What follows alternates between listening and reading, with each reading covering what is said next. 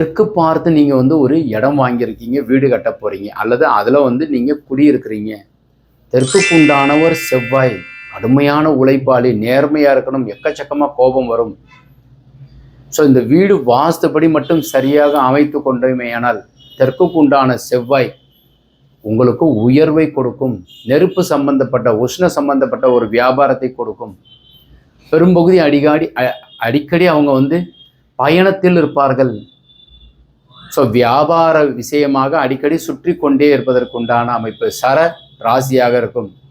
முக்கியமாக மருத்துவம் சம்பந்தப்பட்ட துறையில் இருக்கிறவங்க தெற்கு திசை டாக்டர்கள். ஸோ இது மாதிரி அமைப்பில் இருக்கிறவங்க நிறைய பேர் தெற்கு திசையில் வச்சு, தெற்கு போனால் தேய்ந்து போவான், தேனாவையும் சேர்த்து வச்சதுனால தெற்கு போனால் தெற்குல இருந்து வடநாட்டுக்காரங்க, நார்த் சைடில் இருக்கிறவங்க யாரு, மும்பையிலையும் டெல்லியில் இருக்கிறவங்க வடநாட்டுக்காரங்க தமிழகத்தில் வீடு வாசலோட சௌரியமாக நலமாக இருக்கிறாங்க. அவங்க தெற்கு நோக்கி வந்தாங்க. அப்போ நாம் தெற்கு பார்த்து ஒரு வீடு கட்டும்போது தென்முக கடவுள் முருகப்பெருமான், திருச்செந்தூர் முருகனும், அதே மாதிரி பழனி முருகனும், திருப்பரங்குன்றம் முருகனும் உங்களுக்கு துணையாக இருப்பார்கள். நலமாக இருப்பீங்க. முருகன் துணை இருப்பார். வீட்டுக்கு முருகன் வருவார். முருகன் பேரில் இருக்கிறவங்க உங்கள் வீட்டில் இருப்பாங்க, தெற்கு திசையில் இருக்கிறவங்க. வணக்கம்.